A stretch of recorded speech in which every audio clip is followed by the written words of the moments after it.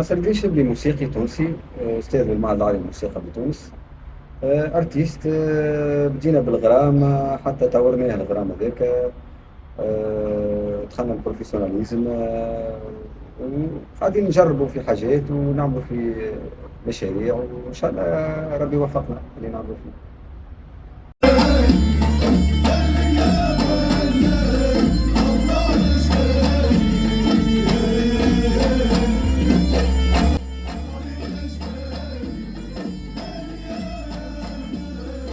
الفلاقة ساعة بدأت بغرام بالفن الشعبي. أنا من الصغر واحد مغروم بالفن الشعبي.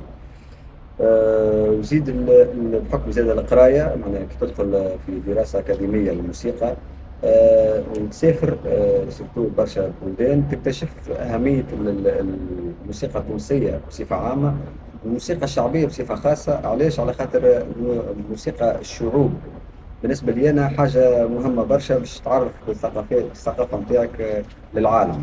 ما فما حتى فورمة نتاع موسيقى اوتنتيك واصدق من الموسيقى الشعبيه اللي عندنا، سواء معناها فن بدوي، شعبي بدوي، شعبي حضري، فن صوفي.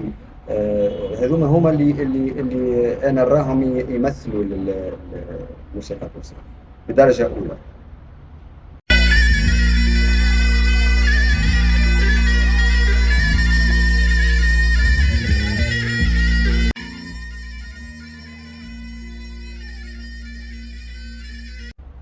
نحن ساعة أنا ما نحبهاش كلمة إحياء تراث. علاش؟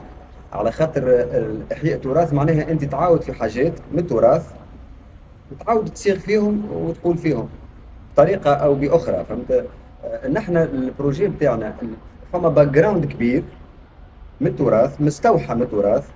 العيشة متاعنا نعيشوا فيها ماهيش مربوطة ياسر بالتراث، خاطر حياة يومية، ممارسة يومية. معناها أنا كي نمشي الجربة ولا القرقنة ولا القابس ولا القفصة ولا القصرين، اللي يعملوا فيه معناها ماهوش، ما نسميش تراث قديم، معناها اللي يعملوا فيه ممارسة حياتية يومية للموسيقى متاعهم، واوتوماتيكمون الموسيقى تتطور معناها من جينيراسيون لجينيراسيون.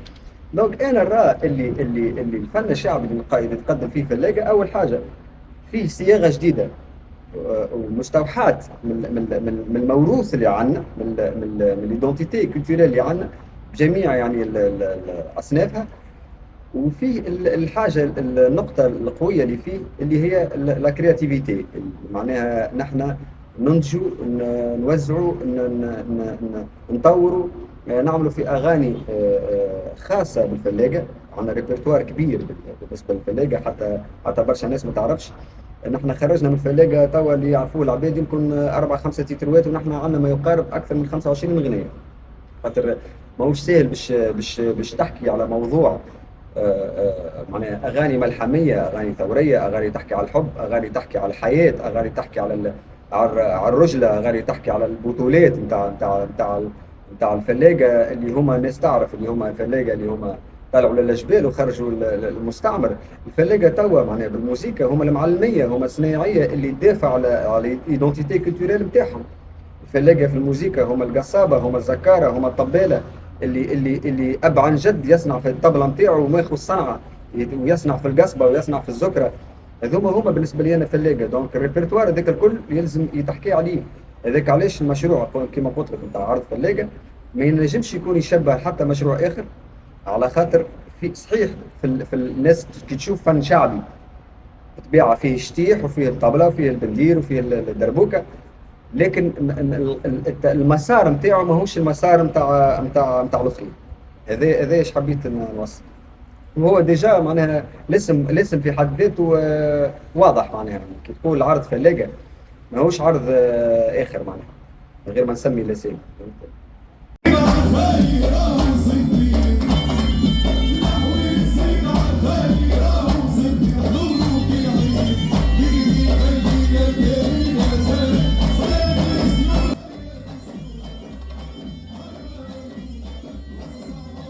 بحث ما ينفعش.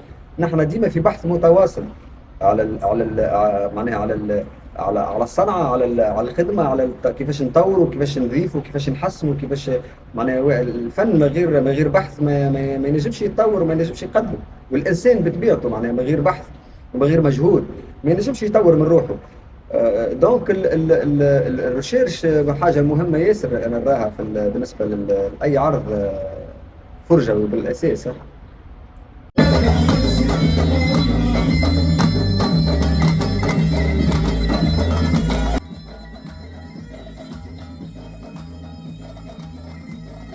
هي ديجا البحوث تحلت، ديجا قاعدين الناس ابارتير من عرض الثلاجه قاعدين. فما برشا بحوث صارت في الفن الشعبي، سواء في الايقاع سواء في حاجات اخرين. علاش؟ على خاطر معنا ديجا معلميه كبار، كيما خدم معنا سويح مبارك اقوى طبيب في تونس، كيما خدم معنا حمل بيجي بنادري زاد معروف عنده اكثر من 45 سنه صنعه، جلال الشواشي كيف كيف، عاشور الطياري ربي يشفيه من اقوى الذكاره اللي عندنا، رشيد الماجري مرجع كبير في الغناء الصالحي. معناها هذوما الكل مراجع، يعني تحل عليهم برشا بحوث وتحلت ديجا عليهم برشا بحوث. وانا اصلا قبل ما نبدا في المشروع الثلاجه عملت 5 سنين تيران مع الناس هذوما. معناها انا بيدي الناس هذوما دي ريفيرونس، ما تنجمش تبني عرض فني من غير ما ترجع للاصل ومن غير ما ترجع للمعلميه، الناس اللي تسميت عليهم الشيء هذاك. دونك العرض بالنسبه لي انا هو مرجع بالاساس.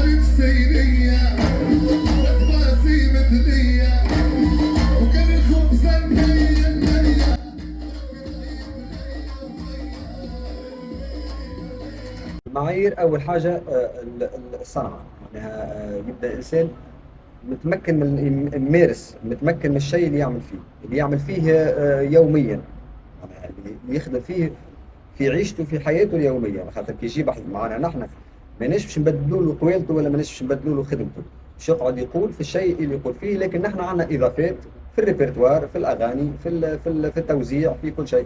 دونك اهم حاجه بالنسبه للناس اللي يكونوا موجودين في الثلاجه، اول حاجه الصنعه، ثاني حاجه الالتزام والاخلاق، يكون معناها ملتزم عارف هو فين.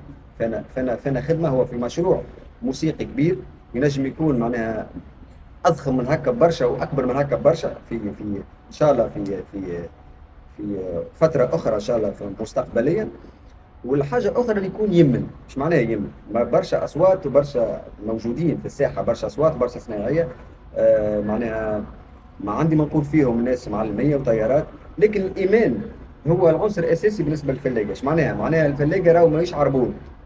تمن اللي انت عندك صنعه تحب تخرجها، تحب تدافع عليها، تمن اللي انت عندك ايدونتيتي ما تنجمش تبيع فيها وتشري، تنجم تكون موجود في الفلاجه. كان جاي باش تماركي نهار وتروح ما تنجمش تكون في الفلاجه.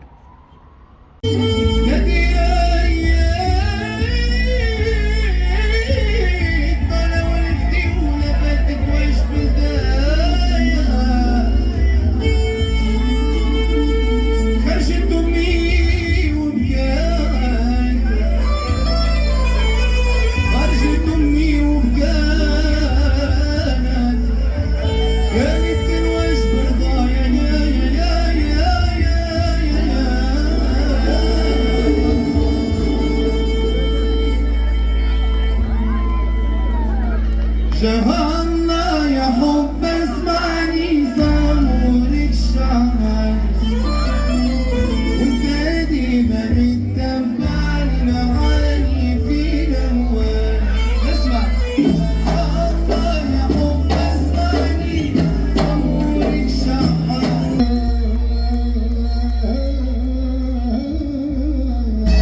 الحب رهن الحب لو كان مليان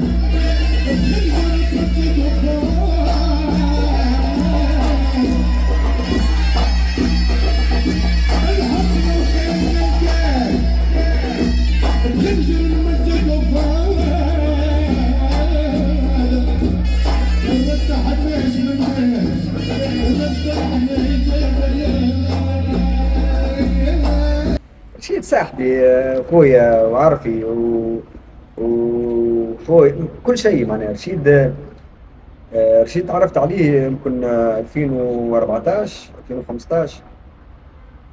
لا يظل قبل شويه حسيت اللي عديته مع رشيد ومشيت معاه لسهاري وعشت معاه. انا احكي لك قبل الفلاقه برشا، قبل ما ينطلق اصلا مشروع فلاقه.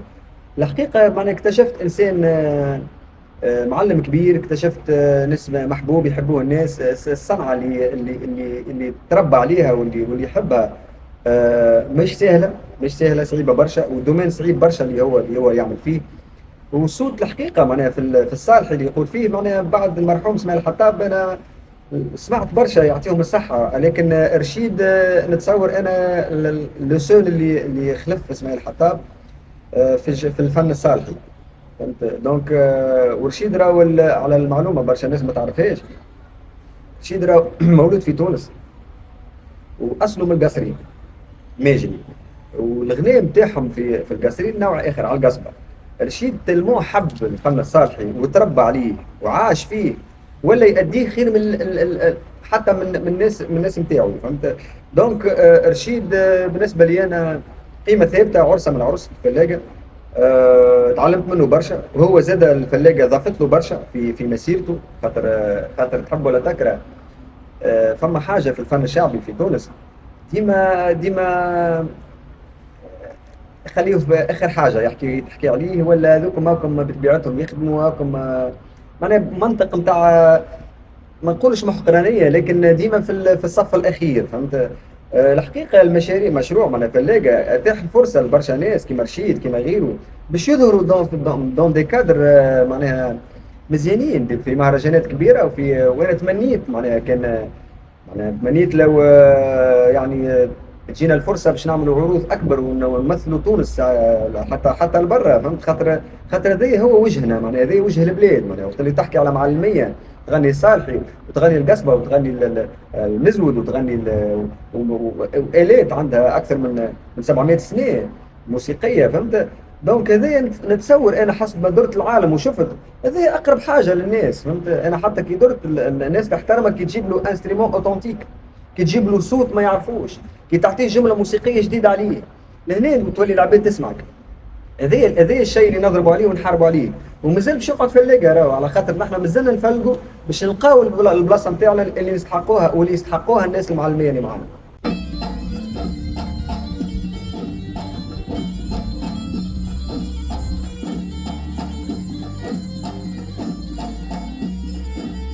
بلايص كل في تونس مزيانين الحقيقه وخدمنا فيهم الكل براتيكمون نحن، لكن القاسرين بصفه خاصه. اول حاجه خاطر البلاد هذيك ناس تعيش بالموسيقى وتعيش بالفن وتعيش بالقصبه وتعيش بالطبل وتعيش بالبندير، معناها دونك ماهيش جديد عليهم الخدمه اللي نخدموا فيها، ماهيش جديد عليهم، ديجا يعرفوها وما سامعين بها. دونك فلاقه في ارض الفلاقه تاريخيا القاسرين معناها محطه مهمه ياسر في خرجت رجال صناديد، معناها في قاوموا معناها الاستعمار، وخرجت ناس فحوله مش فدليك. دونك القاسرين كهويه كثقافه كناس كجهه، وانت تعرف القاسرين فيها شعب راه مش فدليك، معناها ناس مقاومين بالسليقه، معناها الناس انت شفت ايش عملوا معناها في ايامات الارهاب ومازالوا لتو معناها قاعدين يحاربوا. دونك بالنسبه للعرض القاسرين تعدى حاجه سبيسيفيك وسبيسيال شويه، على خاطر حسينا الببليك كاينه في دارنا، كاينه في بحذا مالينا في عائلتنا. الحمد لله يا ربي كان عرض ناجح على الاخر معناها، والحمد لله ربي وفقنا وان شاء الله ديما هكا.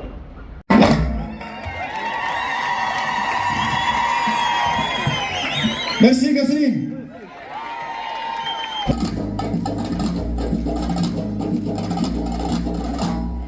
العرض الجاي ان شاء الله في الفحص، ملعب بلدي بالفحص، نهار 23 23 ان شاء الله. الله يحفظك.